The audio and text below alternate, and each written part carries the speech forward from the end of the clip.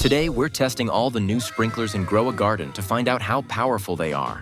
Will we be able to grow giant crops? Let's see. But before anything, make sure to like this video and subscribe to the channel. We're posting new Grow a Garden videos every single day. Alright, so Grow a Garden just dropped a brand new update with a bunch of cool items. Today, we're testing all the new sprinklers. I've already crafted every single one, and we're going to use them all at the same time to grow the biggest crops in the game. If you want to craft these sprinklers and try them out yourself, just head to the crafting stations at the center of the map. There are lots of new items available, including 6 brand new sprinklers. Each sprinkler is designed for specific crop types. For example, the Tropical Mist Sprinkler only works with coconut, dragon fruit, mango, cacao, and watermelon. So before using any of them, make sure to read the description above the required materials.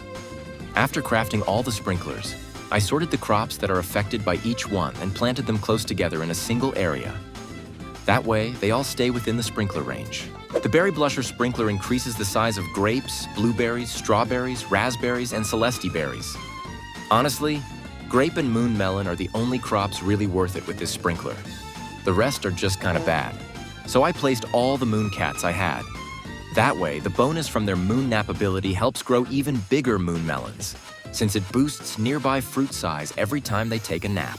I've had these moon melons for so long, with so many different mutations, and honestly, I really didn't want to harvest them. But unfortunately, the sprinklers don't work on fully grown plants, so I had no choice. The new sprinklers from the update are very different from the old ones. They're not universal. Each one only works with specific types of plants.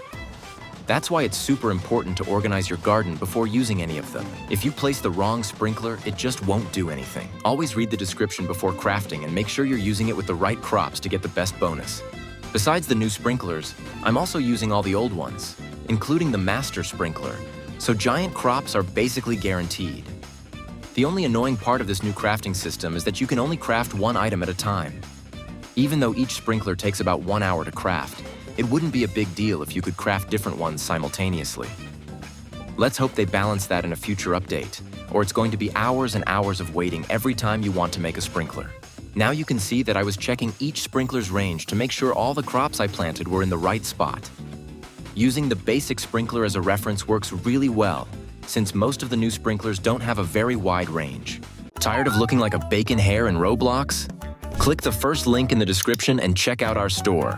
We've got outfits starting at just 5 Robux, super cheap to upgrade your style. The Tropical Mist Sprinkler only works on coconut, dragon fruit, mango, cacao, and watermelon. You can craft it at Busy Bear's crafting station using a godly sprinkler and one of each fruit: coconut, dragon fruit, and mango. After that, you'll need to wait 1 hour for it to finish. It boosts growth speed and size for those specific crops and lasts for 4 minutes. It won't work on any other plants, so make sure to use it properly or you'll be wasting your time. All the new sprinklers take 1 hour to craft, and you can only make one at a time. But here's a tip. If you know you're going to need several, start with the ones that use easier materials. While those are crafting, you can gather the ingredients for the more advanced ones. That way, you're never just sitting around waiting. Lastly, I moved all my moon melons next to the other seeds. These crops always turn out massive. They're definitely some of the coolest to grow in Grow a Garden.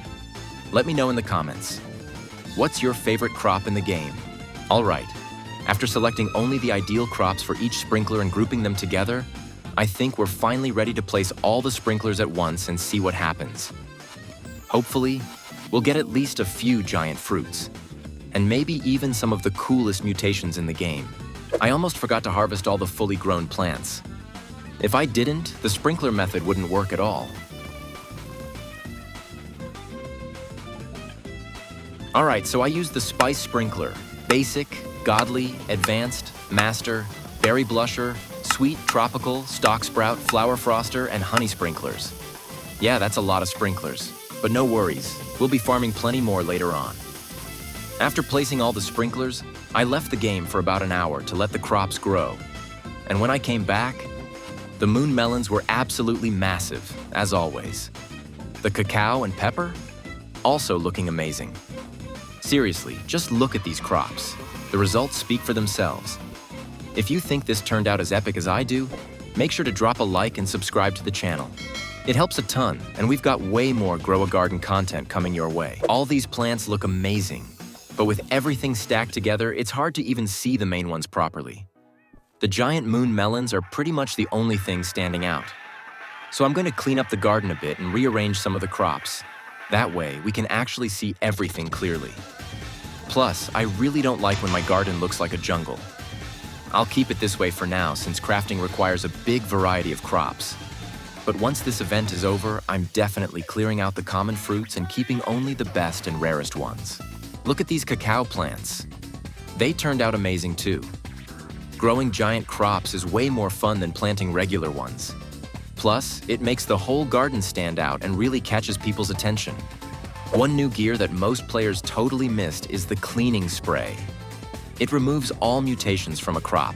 Sounds useless at first, but it's actually super important if you want to apply specific mutations later using mutation sprays. Plus, it's needed to craft rare sprays like Choc and pollinated. Unfortunately, we still can't sell these crops just yet. We need to wait for mutations.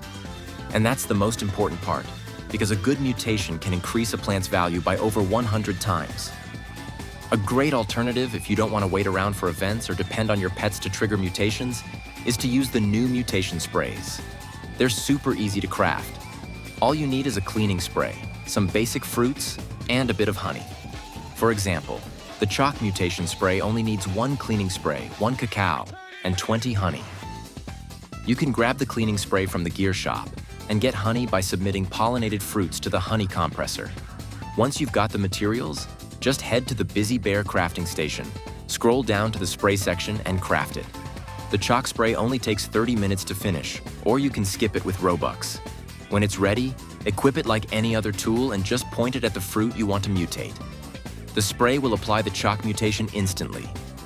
Each spray only works once, so pick your best crop. Even though the Choc mutation gives a 2x bonus, which might sound small, it's actually super valuable when stacked with other mutations. So if you missed the old chocolate sprinkler from the Easter event, this is your chance to bring that mutation back to your garden. If you're planning to grow high-value crops, this is definitely worth trying at least once. Maybe in the next video, I'll harvest everything and show you the total profit with all the mutations. So make sure to turn on the notification bell so you don't miss it when the new video drops. I'm going to show some before and after clips of my garden and Grow a Garden. Let me know what you think in the comments. And make sure to like and subscribe for more Grow a Garden daily videos. See you in the next one.